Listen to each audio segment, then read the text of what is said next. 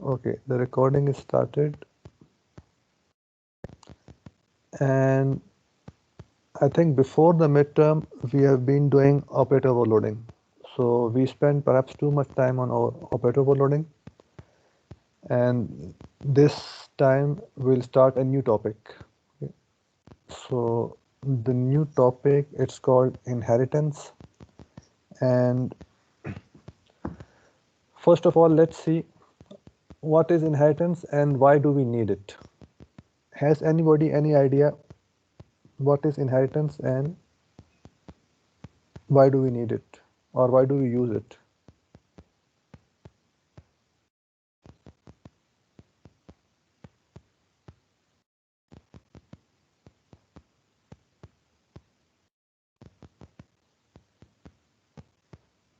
No? Okay.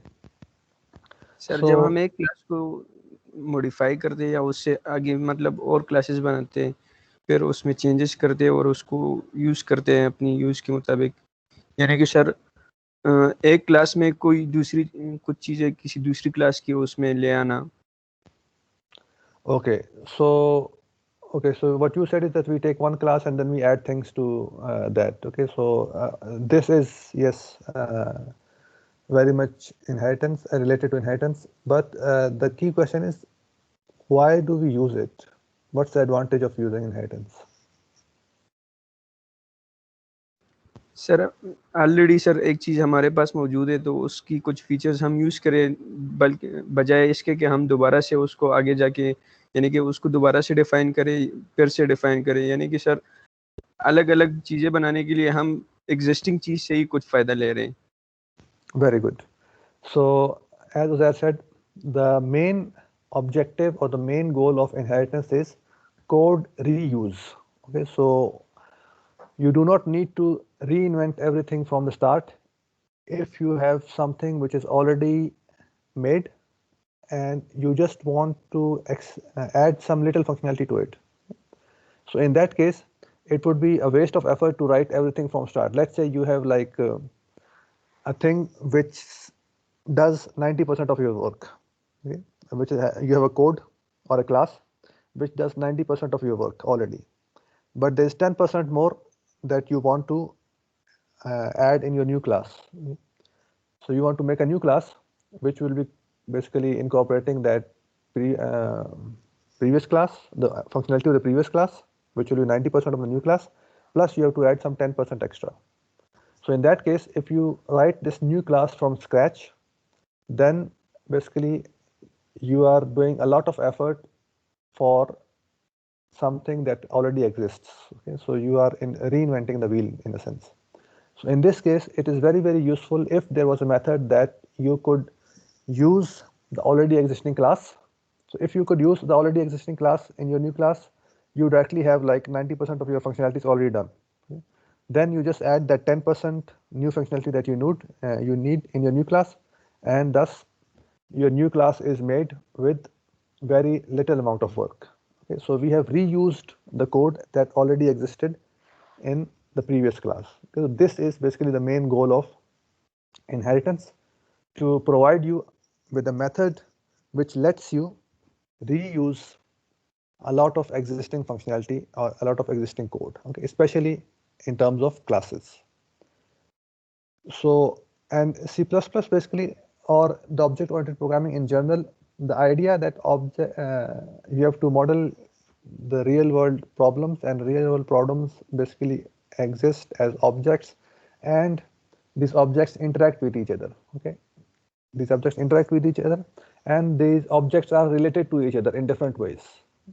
So, object-oriented programming technique basically models these real-world objects as classes or instances of classes that they define, and the interaction between these objects is modeled via the interaction between these objects, whether by function calls or some other interaction.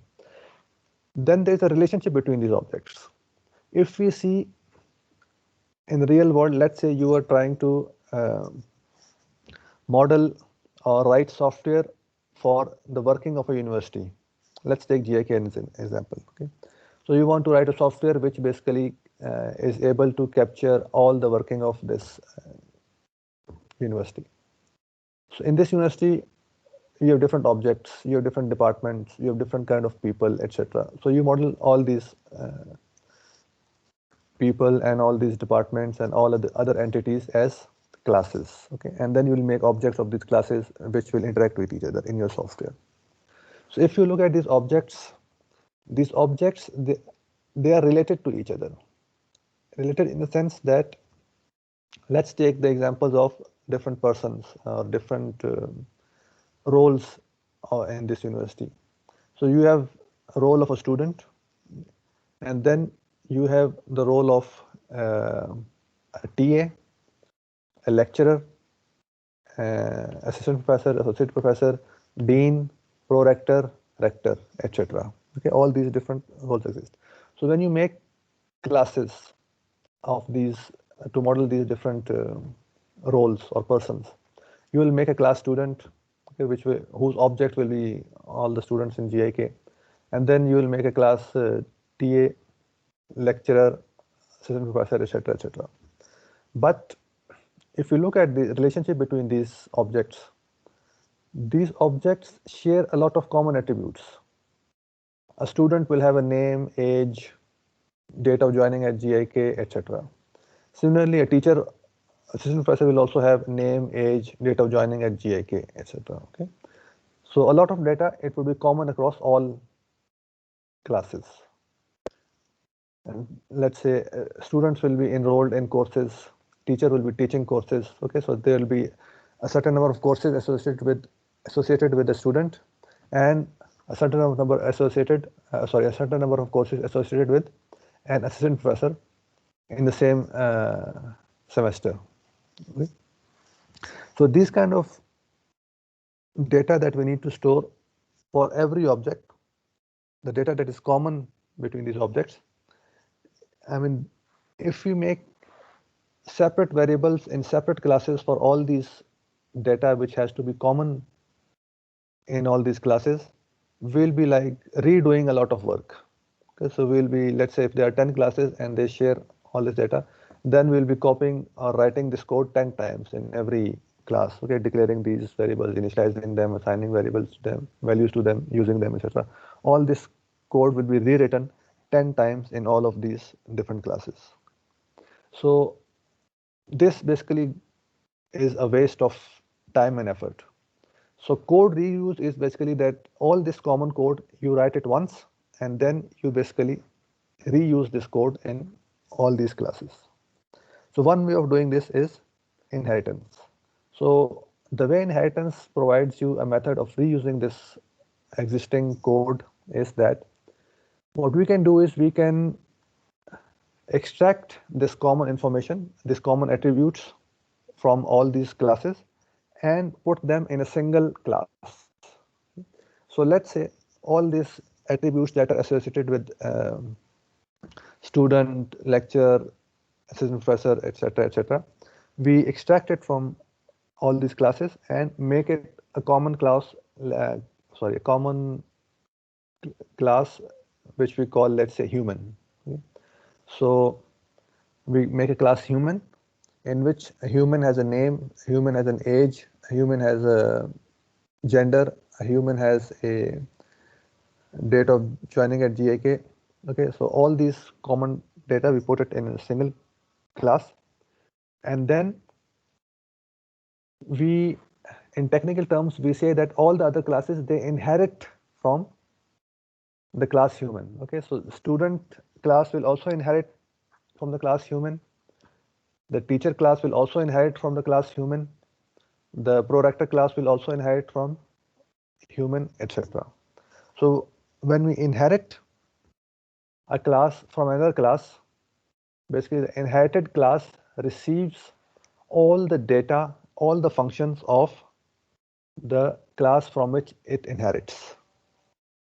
Okay, so we do not, if we inherit our student class from human, then we do not need to redeclare the variables name, age, gender, date of joining in the class student again. Because by definition, since this class is inheriting from the class human, it inherits all the attributes of the class human. It inherits all its variables and it inherits all its functions. Okay, so all the variables and functions that existed in the class human, they do not need to be redeclared in the class student because they are already inherited in the class student. Okay, similarly, we can also inherit all the other 10 classes also from the class human. So this code that we wrote once in the class human, it will be inherited in all the other classes also. Okay, so this basically is the gist of why do we need to use or why do we want to use inheritance. Okay, so it is for code reuse. Is it clear so far? Yes, sir. Any questions, confusions?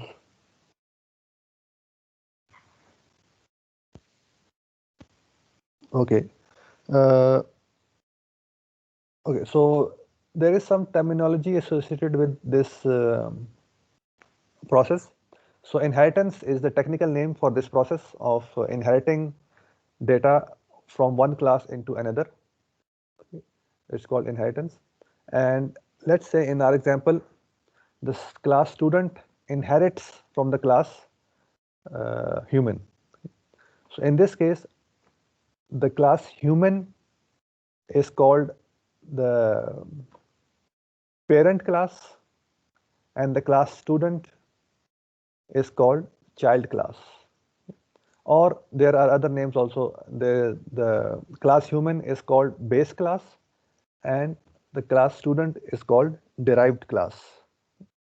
There's another terminology which says basically the class human is also called superclass and the class student is called subclass. Okay. But all these terminologies, they are basically illustrating the same thing. There is one class which inherits from another class. Okay. Usually, I think base class and derived class is the most common terminology. But sometimes you will also hear parent, child, or superclass, subclass, etc. Okay. But usually we use the term base class and derived class. So the class human is the base class and class what was it? Student is the derived class. Okay. Student class derives from the human class. And this also basically represents a relationship between different objects in our problem. So inheritance is said to model an, let me write it in the chat,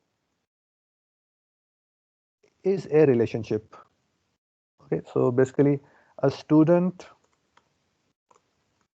is a human. Okay, a teacher is a human. Okay, so when you are modeling your like problem, you can reason about relationships between different objects or different actors in the problem. And whenever there is a relationship between two objects, then it is very probable that this this relationship can be easily modeled using inheritance. So for example, a teacher is a employee and a dean is a teacher. Okay, so we can basically uh, have a class human from which we can inherit a class teacher, add the teacher specific stuff to the class teacher, and then we can inherit another class from the teacher which we call dean. Dean is also a teacher, but he has also some other responsibilities. So we add the dean specific stuff to the dean class. Okay, but since dean is also a teacher and dean is also a human, so we do not need to redeclare or recode the stuff which was in the class human or in the class teacher, because that stuff is already by default inherited in the class dean. Okay, so every time we inherit a class, we basically use all the stuff that was already there and then add new stuff to our new derived class, because the need for derived class is there because there was something in the original class which was missing. Okay, the original class was, or the base class was insufficient for this new role or a new object. Okay? For example, let's say a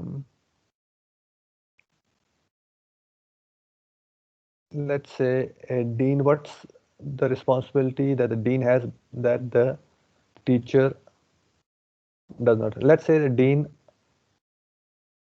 approves student leave. Okay, so this thing, not every teacher is a dean, so not every teacher can approve the leave for a student, but a dean can approve a leave for a student. Okay, so the teacher class did not have any variable or any functionality which helped us to approve the leave of a student.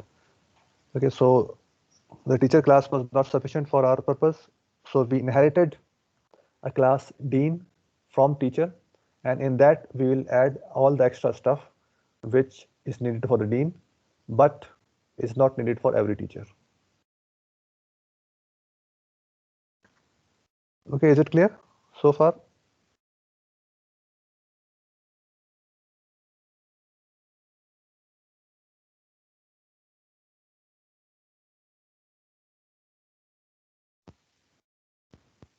Okay, good, thank you.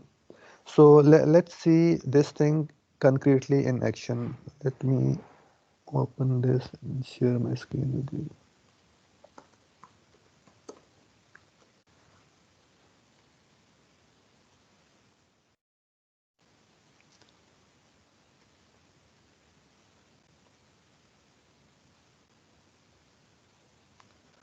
Okay, so we go here.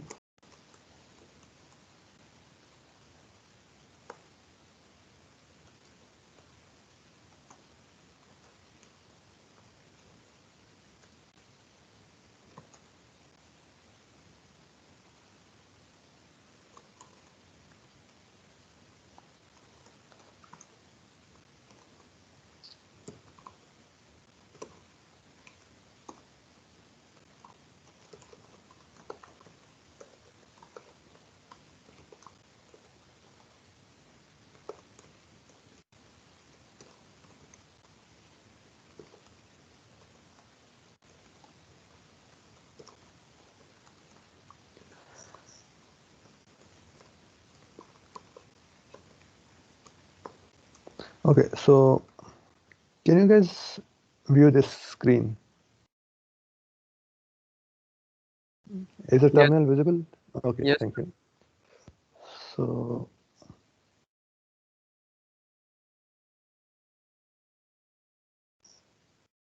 let it go full screen. Okay. So let us declare a class. Let's declare human. I think let's. Is human better or animal better? Let's go with, okay, humans.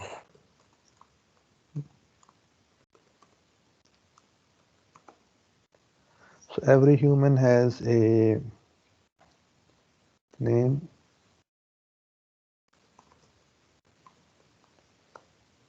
By the way, I think now I think you guys can use this C++ class string, because I used to discourage it because you had not studied classes and operator overloading, etc. But since now that we have studied classes and operator overloading, and you had also seen some examples of class myString that we did, So now I think you guys can use the class string, the class string that comes built in the C++ library. Now you guys can use it in your code. Okay. So every human has a name, let's say, and let's date of birth. Let's keep it a string, and age,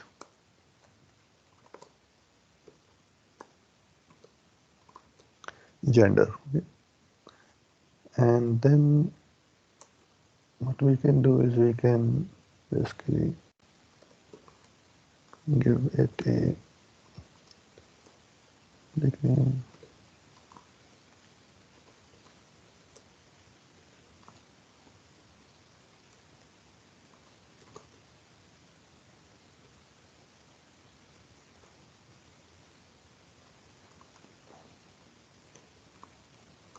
I hope you guys remember the default arguments from CS13 from last semester. So date of birth,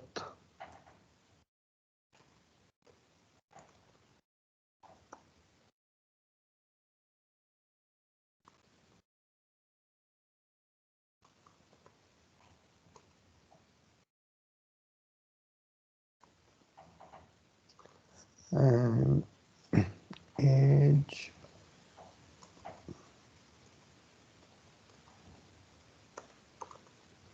and gender.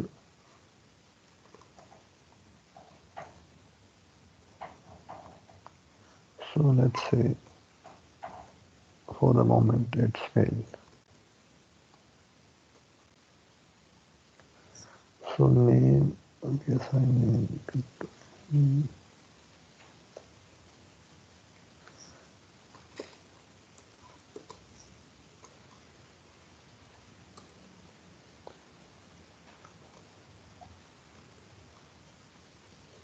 And gender. So we have a class human which basically has 4 private member variables, 2 strings called name and date of birth, and an integer for the age and a character for gender. So here we have basically the constructor, which is basically taking a 4 value constructor, which is basically taking 4 different values and assigning them to the member variables of this class. Okay, so whenever we create an object, we will pass it some name, age, date of birth, etc. Okay. If we don't pass anything, it will assign this default value that we have given in the constructor. So there it is. So what we can do, and we can have show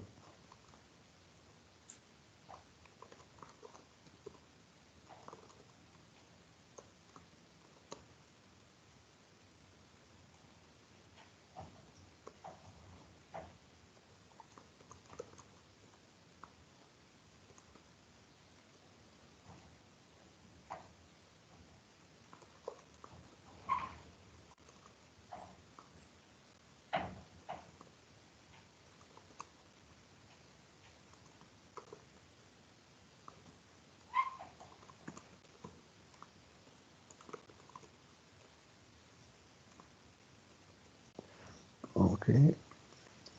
So here we basically create human A. We don't give it anything, and human B. Call GHI, GHK, date of birth.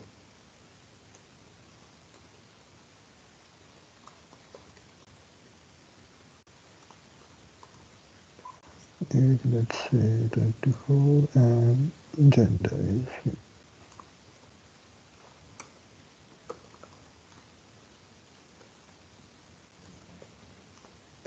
okay. So this is classic object making and this calling member functions. So just to see that it works.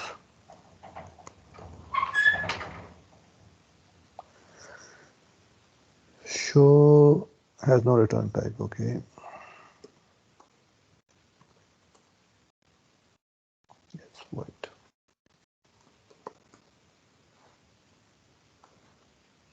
Sir ये F के लिए columns नहीं होंगी? Yes, good. F needs, it's a literal, so it needs single quotes.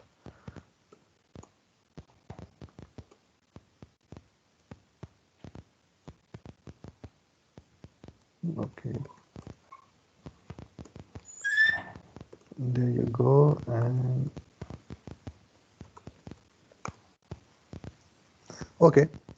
So you saw with default arguments, if you don't give any arguments, it still calls the multi-argument constructor. Okay, because in this case, it does not need any arguments. So multi-argument constructor, if it is given default values, it can also work as default constructor. So it uses default values. For the second one, we gave it values, so it used those values, and we can see that it has basically initialized our two objects of class human.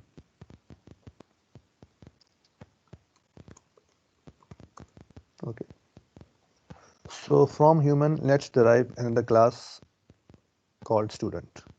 So the syntax for inheritance is basically you use the keyword class, because since inheritance we are going to make a new class. Okay, so again for new class we need to declare a new class. So this is the same syntax: class, then new class name, okay, and then this colon.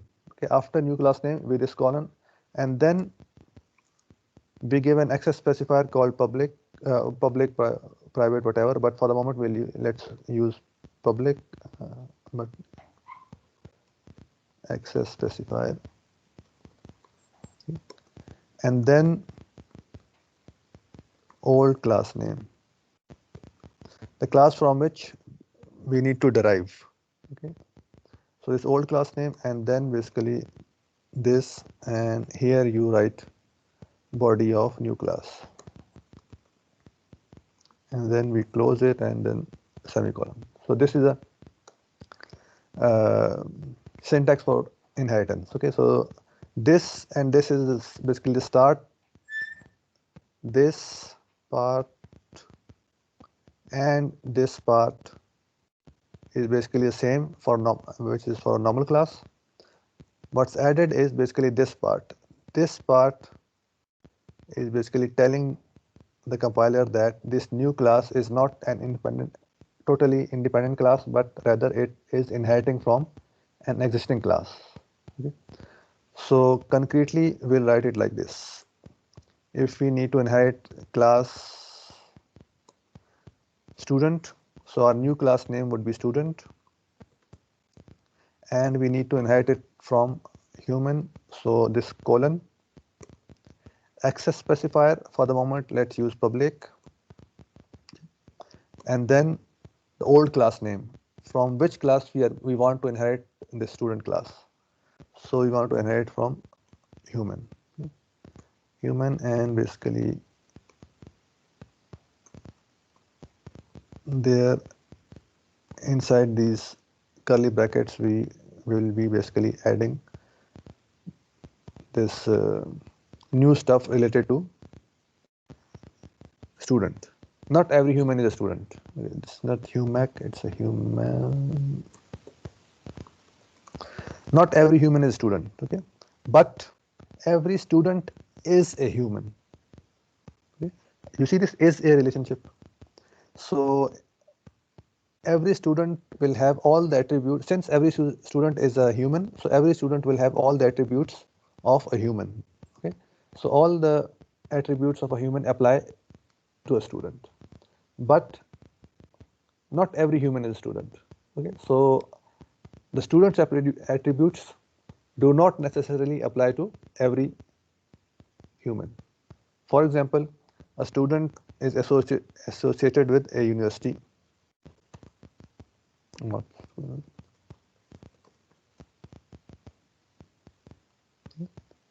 and what else? a student has a GPA.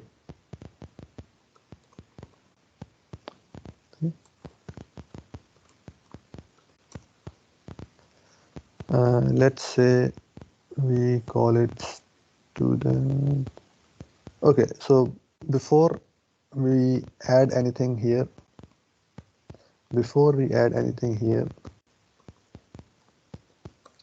let's make an object of class student C, and oh, it's too long, but okay.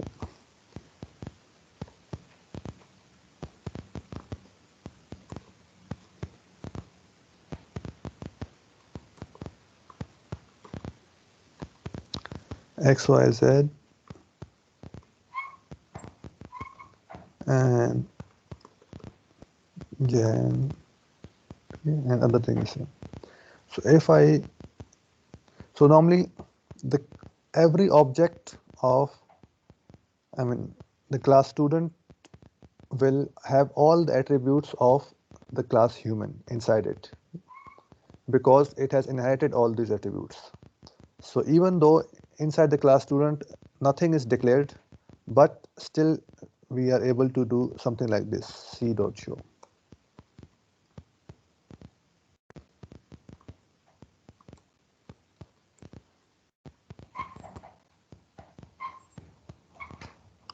Okay, so what is saying? No matching point for student C.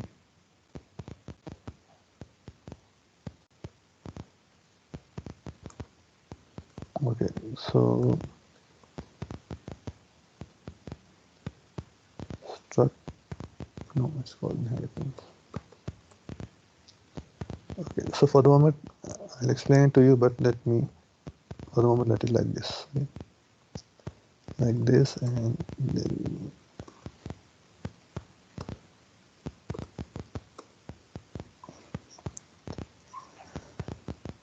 so here this is for the first human, this is for the second human, and this one is being printed for the class student C.show.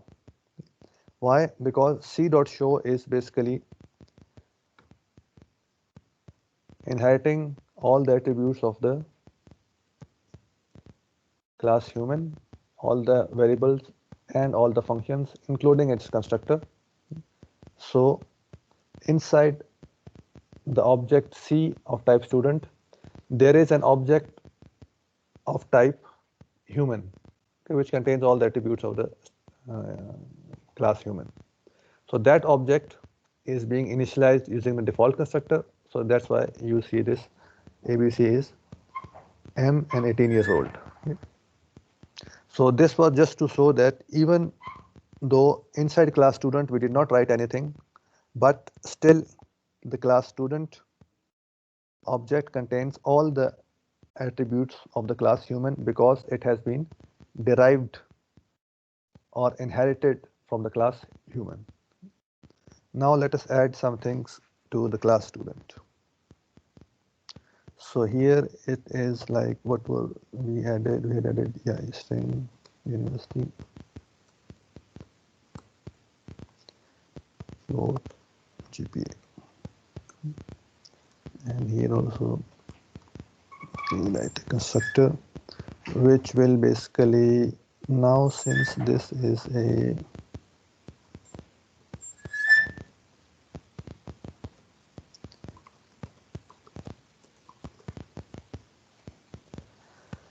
okay, so this is this, and what it can do, it can basically, it will have string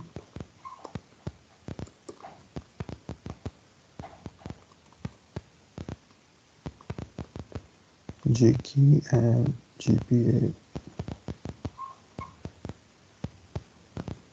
2.3.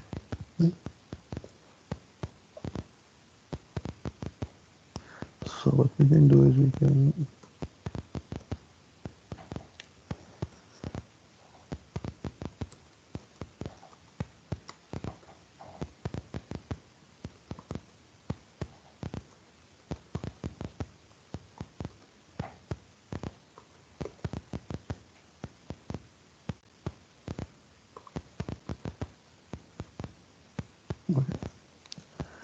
So these things are being assigned here. Okay. And whatever we pass here to the first four variables, these have to be assigned to the variables of the type of the class human. Okay, student has inherited all the attributes of the class human, but the thing is, those member variables of the class human, they are private member variables. So private member variables can only be accessed from private member variables can be accessed from member functions and friend functions. Okay, so the thing is, externally we cannot access a classes private member variables. So even derived classes cannot access private member variables of base classes. So if we want to assign the values passed here to the class student to the private member variables of the class human, what we can do is we can basically use the constructor for class human. We can call that constructor here, and that constructor can be used to, just a minute, I think it's like this, the constructor human, and the variables are n, d, a, and g. Remember, those member variables can be initialized by here. Similarly, we can call base classes constructor here just before our own class. So all the member variables that were passed to the student object constructor, we are passing the necessary or related variables to the human classes constructor. And whatever is like student specific to student, we are initializing them here. So now if using this constructor, if we make this C class like this,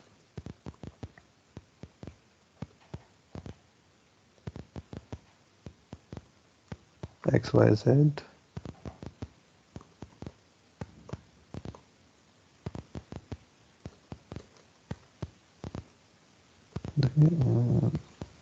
here. So now C dot show, it will not be calling the default constructor for human, but the 4 argument constructor, because we are calling it explicitly here. So it will be passing it not the default values, but the values that we have received in the student object C. Okay. So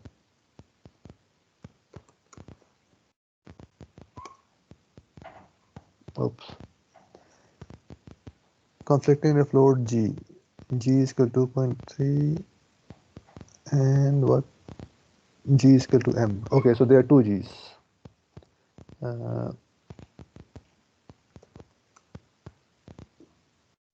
Okay, so in this same scope, we have declared two G's, to name two variable G's. One is G for gender, and the other is G for GPA.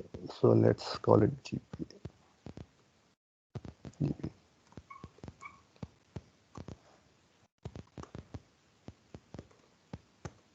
Okay. Now you see the third line.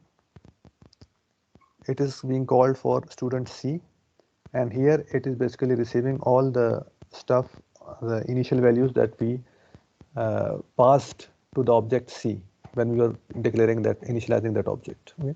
So some of these objects, the values that we have passed, have been assigned to the member variables of the class human, because in the constructor of class student, we are explicitly calling the constructor of class human and passing that constructor of class human the values that we received inside that object C, and the other values that do not exist in the human but exist in the student, we are initializing them explicitly inside the class students constructor here on line 29 and 30.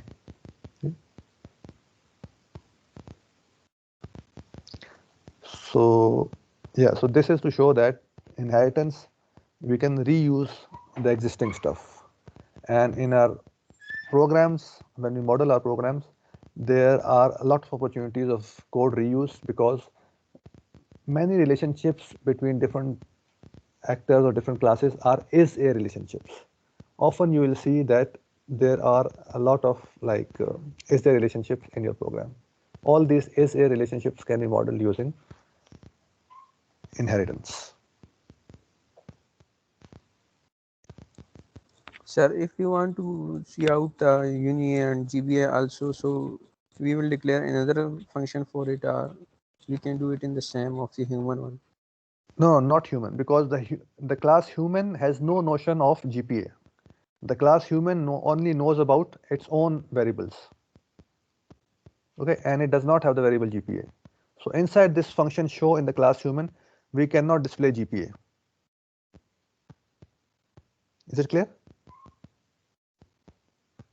Yes, sir. So we will declare a new one for this. Yes, so we will have to declare a new, let's say show, if you want to show a GPA.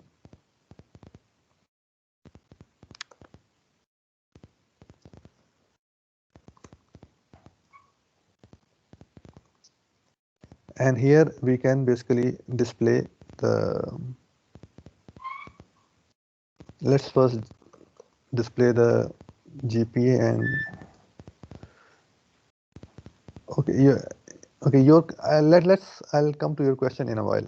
There was another question in the, because your question relates to a couple of other things which I'd like to explain together. So let me see that other question in the comments. If we declare student as a friend class of human, would it behave the same? No, friend class and inheritance are different. Friend class only gives you access to the private member variables of that class. It does not inherit those member variables inside the new class. Okay, when you declare a friend class, one class friend of another, those two classes are still two different classes, and no class contains part of another class. Okay, one class has access to the private member variables of other class, but none of the two classes contains part of another class inside itself. Okay, so in this way, inheritance is different. Inheritance, by the way, you saw inheritance does not give you access to private member variables directly. Okay? But inheritance, what it does is it inherits the base class inside the new class. Is this explanation clear?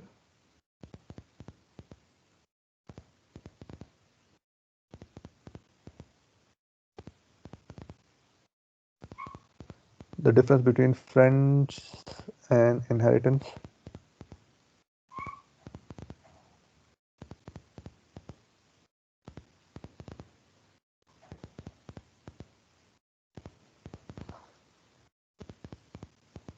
Okay, I am receiving no response, so I am assuming that it is clear. Okay, so now coming back to Uzair's question. So the GPA and this string uni, they are part of the student class. Okay, so the human class have no notion of which classes have derived from the human class. Okay, so it does not know what things other classes contain and what thing other classes have added if they have inherited from this class. It only knows about its own member variables. The class that inherits from another class, it has access to, it contains and has access to all the public functions. It contains the private member variables and has access to all the public functions of the base class. So if you want to display this uni and GPA, basically the base class has no knowledge of the existence of these two variables, so we'll have to display it here, uni and GPA and okay. So now if I do this thing, you will notice something interesting. Same name, two functions, sir.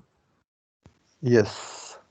So the thing is, the function show exists.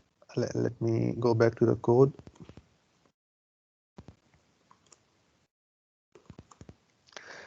So on line number 33, we have declared the function show. So the function show also exists in the class human with the same name and same number and type of arguments. Okay, so it's exactly the same signature or the same prototype. So in class student, since it has inherited everything from the class human, it has also inherited the function show from the class human. And now we have declared another function show. So in principle, the class student contains two functions called show inside the class student. There are two functions called show. One that has been inherited from the class human, and the other that we have declared inside the function inside the class student on line number 33. Okay?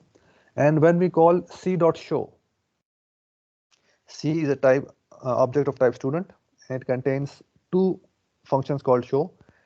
And when we call this function dot c dot show, which function is being called?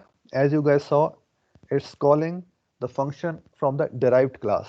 Okay, the function that has been declared the latest. Okay. So this phenomenon is called function. Let's call it, what's it called? It's called function overriding.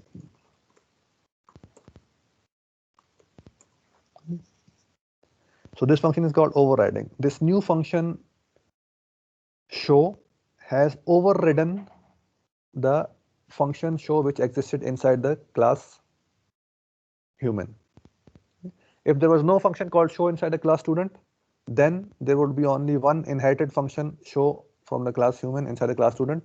And as we had written previously, c.show, since there was only one function, it was calling the function of the base class show. But now that the derived class has declared its own show function with the same name, same number and type of arguments, then this new function has overridden the base class function. Okay? So now when we call c.show, according to the semantics of the C language, grammar of the C language, it will call the new latest overriding function c.show, which has been declared in the derived class. Okay, so this is called function overriding. Previously, you have studied function overloading. Function overloading is different from function overriding. Is it clear? Yes, sir. Okay, I hope others also following the explanation. So what if we want to display the name, age, etc. from the human class inside this show function also? Okay. So since we do not have to access and we do not have access to the private member variables, we cannot access them directly and display them inside the derived class. What we can do is that we can call the public function show. Since we have access to the public member variables of the derived base class, so we can call the public function show. But the thing is here, if I call show like this, again here show, since there are two show functions, so here show means the latest function. Okay, so basically here if writing show like this, I am calling this show function again. Okay, so this show function is calling itself. Okay, so it is basically recursion. It will go into infinite recursion. So what we want to do is here our intent is not to call this function show itself again, but rather to call the show function of the class human. Okay? So when both functions have the same name, and calling it simply would call the latest overriding function of the derived class. But if our intention is to call the show function of the base class, we have to explicitly tell the compiler that here By show, we mean the show function of the class human. Okay, so this function operator, you guys know it's called the scope resolution operator. Okay? So now there are two functions, one which exists in the scope of the class human and the other that exists in the scope of the class student. So here by scope resolution operator, we are telling it that here we want to call the show function of the which exists in the scope of the class human. Okay? So here we call the function of the base class and then we print extra information, and now our show function should do it correctly. Okay. So you see here it is like printing the third line. It is the name, age, gender of the student by calling the show function of the base class plus this extra information that we have printed in the show function. Okay. So in main we call show function once, this c dot show, but inside this show function we are calling the show function of the base class. Okay, so this happens sometimes when you override a new function and I mean base class function in the derived class, then sometimes you need to use the old function. So for that you will have to use this scope resolution operator. Is it clear? Function overriding and how we can access the function of a base class. Any questions that you guys have so far?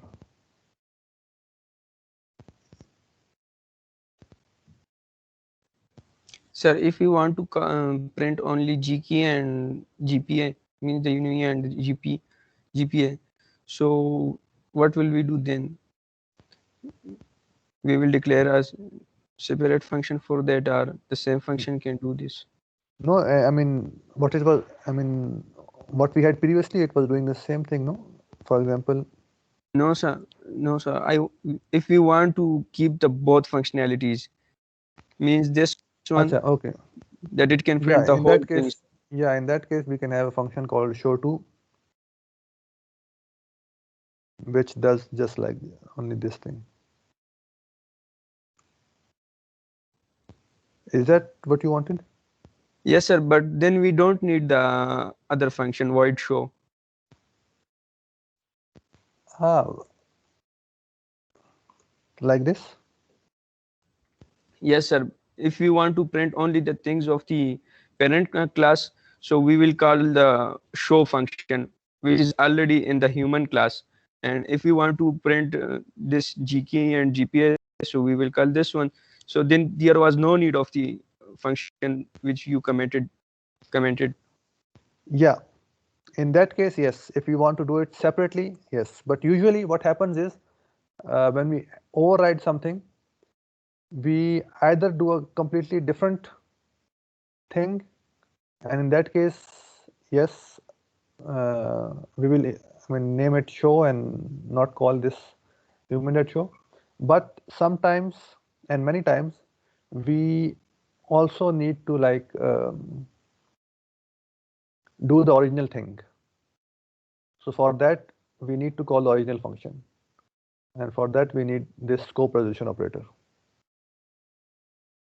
Okay, so but the thing is that I wanted to show you that you have the functionality. If you want, you can call the show function of the base class.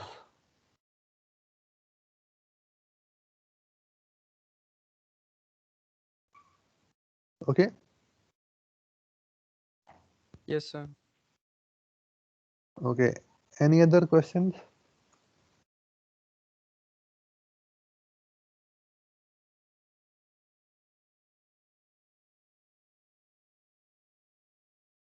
No? Okay. So about these access specifier, so far we have said public and private. Inside the class, there is another third access specifier, which we have not studied, had not studied until now. But with inheritance, it can be used, so we can study that also. It's called protected. So let's make something protected. Protected, and let's put like let's say gender is protected. So I mean, protected memory variables cannot be accessed from the outside, just like private memory variables. But the difference between private and protected is that private memory variables cannot be accessed from the derived class, but protected memory variables can be accessed from the derived class. For example, here I can show this call function called, let's call it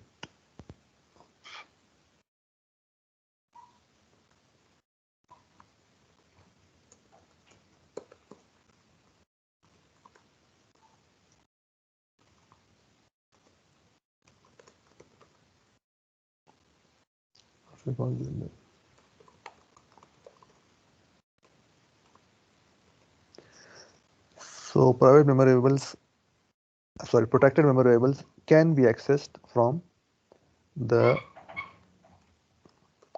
derived class. So here I am accessing the here I am accessing the protected memory variable of the class human, which is the base class, directly from the class student. So call it.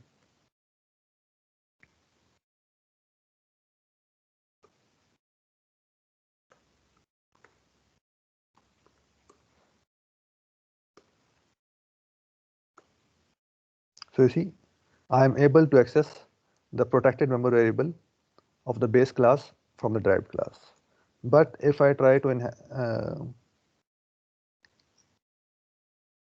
access private memory variables, then it would give me an error.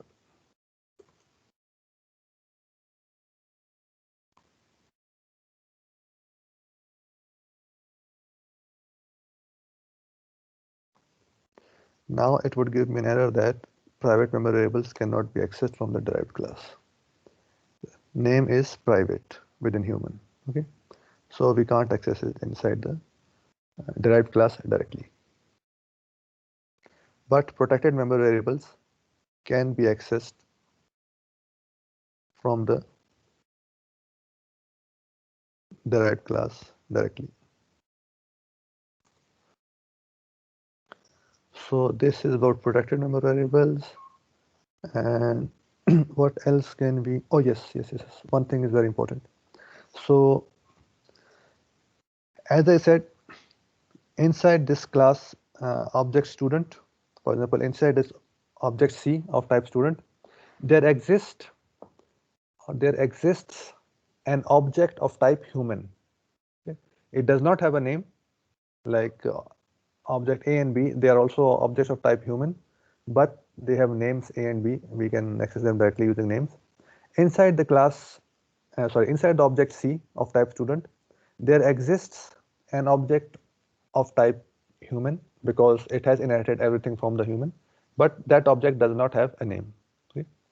So the thing is, there are a few things when the object C is made. C is of type student.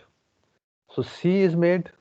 Inside C, that object of type human is made, and inside C, its member variables, etc., are also made. Okay, member variables can also be objects. For example, a string member variable uni is an object. Right? So, what is the order of creation of all these objects? The base class object, the member variable object, and the derived class object. In which order will they be created? This is very important.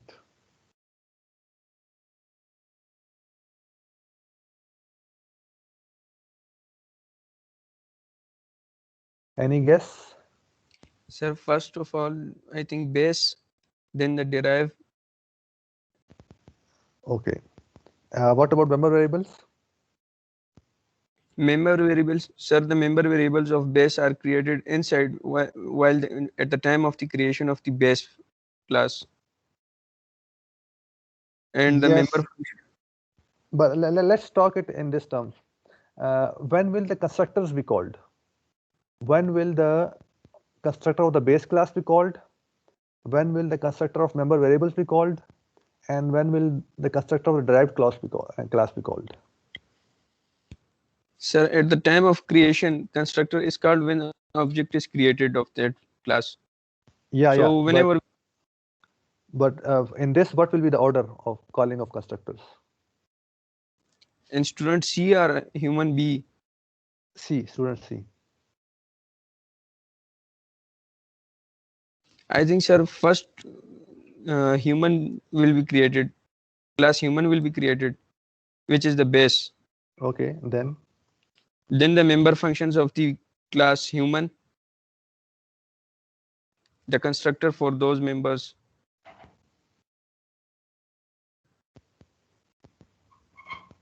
no. Let's talk about the base class. When we call the okay. Let me write it. I think so. First of all, the constructor of the base class will be called. And when I say members, I mean members of the derived class, not the members of the base class. Because derived class has those two. Let's say float is a GP is a float. It does not need a constructor, but uni is a string. String has a constructor. For this, a default constructor will be called. So when will that be called? Before the student constructor, the derived class constructor, or after the derived class constructor? After, sir, after the derived class constructor, because it is a private member of derived class. Yes, I mean no. Here the order is that then member variables and then so this is the order of creation of objects and the order of creation calling of constructors. First of all, for the object C, first of all the constructor for the class human will be called, and then the constructor for this string uni will be called, and if there were other objects for member variables, those constructors will also be called, and then in the last, this constructor for the class student will be called, and this code will be executed. So this is the order of calling of the constructors, and similarly, when this object C will be destroyed, all these objects will also be destroyed. Object C will be destroyed, all the member variables of object C will be destroyed, and the base class object will also be destroyed. So again, destructors will be called for these objects. So what's the order of destruction or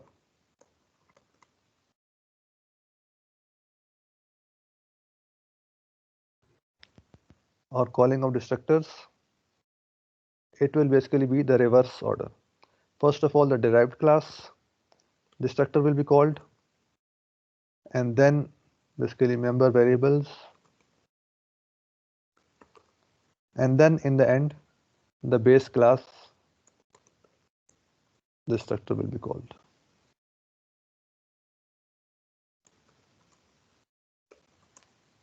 Okay, so this is how objects are created and destroyed in inheritance, because inherited classes contains object or the base classes, and those base classes, they might be inherited themselves from other base classes, and they all can have member variables.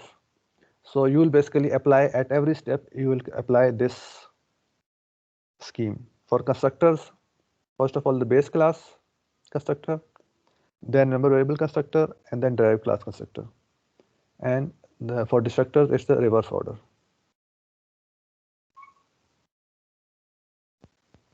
Sir, it's like philo, first in, last out. First in, last out. Yes. First created, last destroyed. Very good. Yes, it's first created, last destroyed. And we can check it. We can basically do printf c point.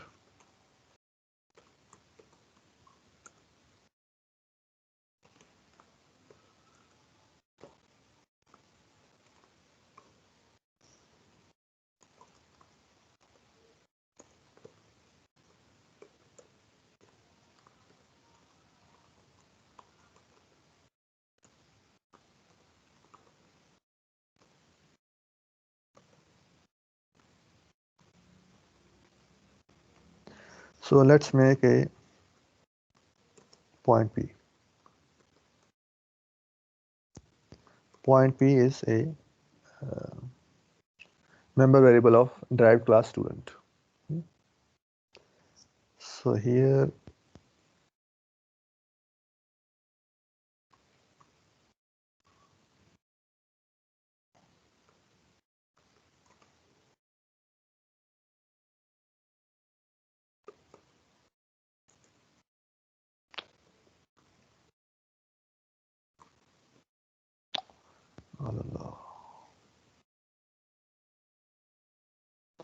I'm sorry, my typing skills today are a little off. Human constructor call, and then we can do the same thing. I can do it here in student.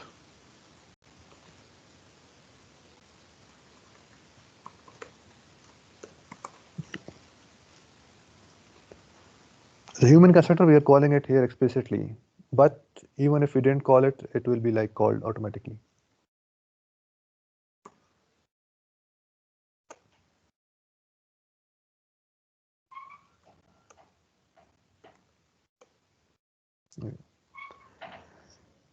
So we had this A class of type A object of type human, B object of type human, and for C object of type human, here it's basically the first of all the unnamed object of type human inside C will be made and its constructor will be called, and then the constructors for the member variables will be called, and then the constructor for a derived class itself will be called. So this is the order of calling constructors, and you can also basically make destructors.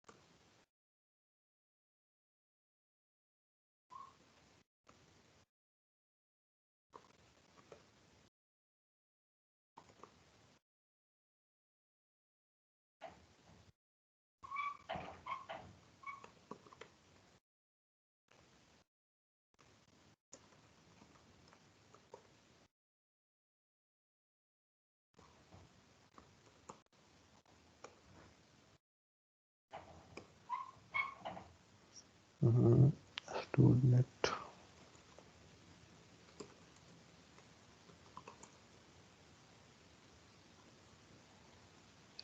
Student.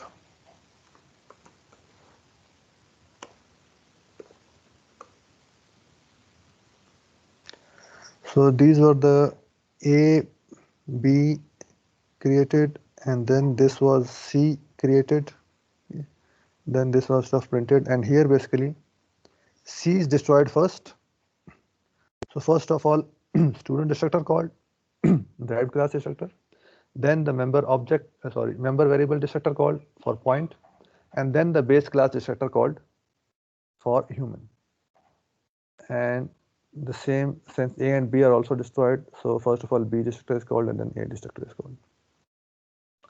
Okay, so this is the order of creation of base class, member variables, and derived class when you create an object of the derived class.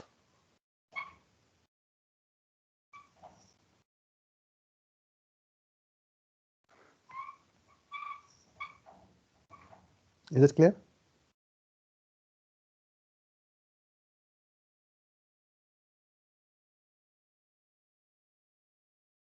Any questions you guys have?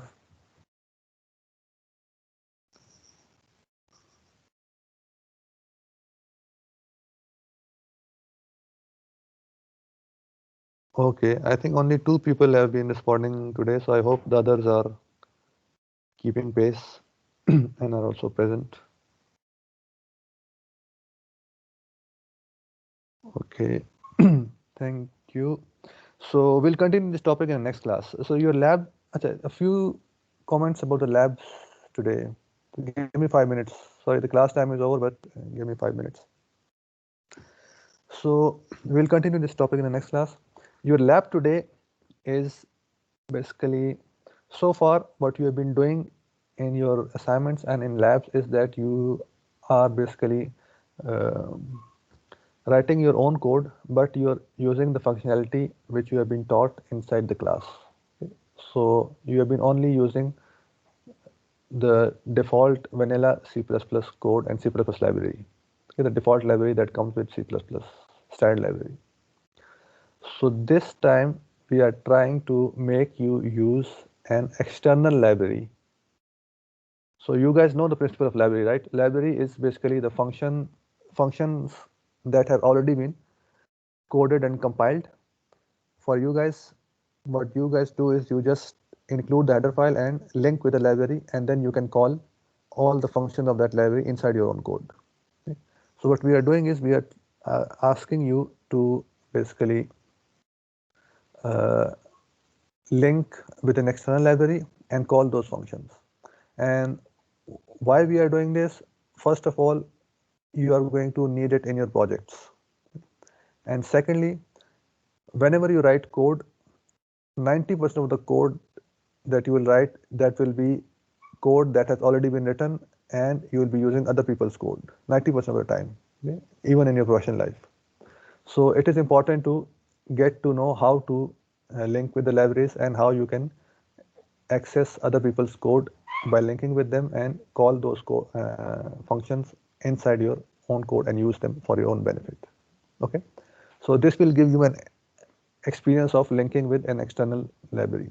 So let me just give you a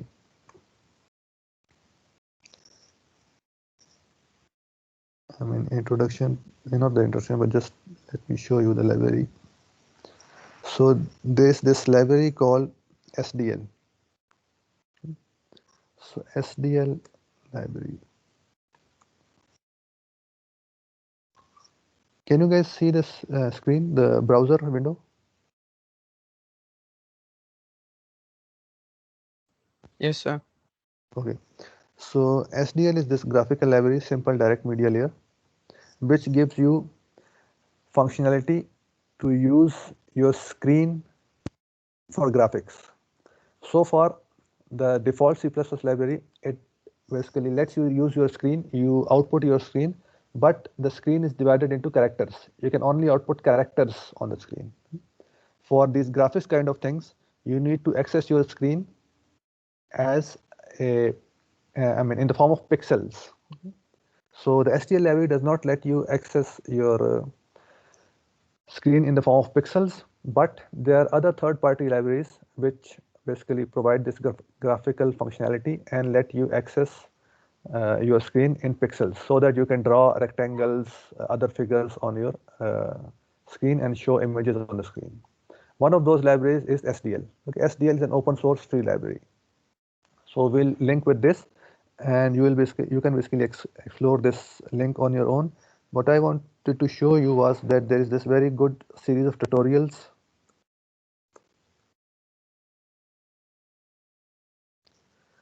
called Lazy Foo tutorials. So these tutorials basically help you or introduce you to game programming using C, C++, and SDL. So here, if you go here, it basically tells you how to download SDL, how to set up SDL, how to link it SDL with your code with you have to do some settings in the editor in this VS Code or Visual Studio or Dev C++, whatever. You need to tell it where to find the STL libraries where it has to link with. Okay, so you have to give some paths, and then once you've done those settings, you can basically call STL functions inside your program. So for example, okay, this is the setting part, and once you have set up something, you can basically call. So this is an image file, hello world. It's an image which is stored on the hard disk. So you can load it and display it on the screen. Okay, this is the very first tutorial. So here it basically shows you how to do it in STL. So this code, you guys can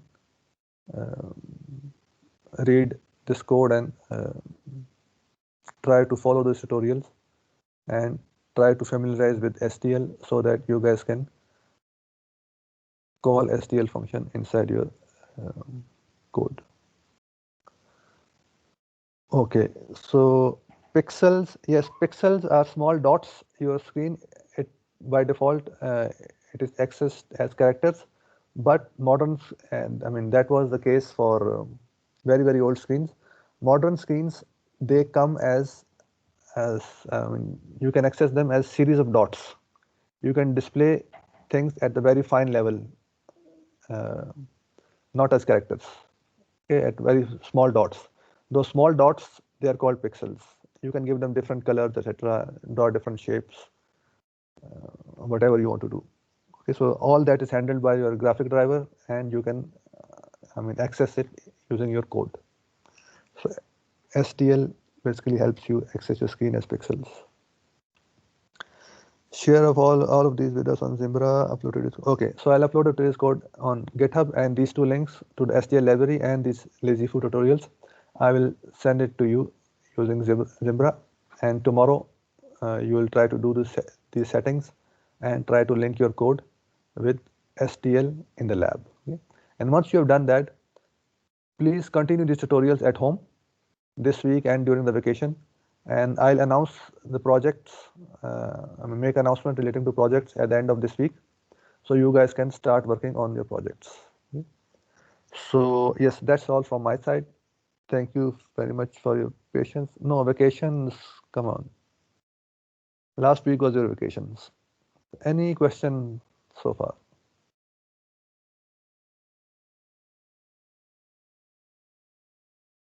No, last week was vacation.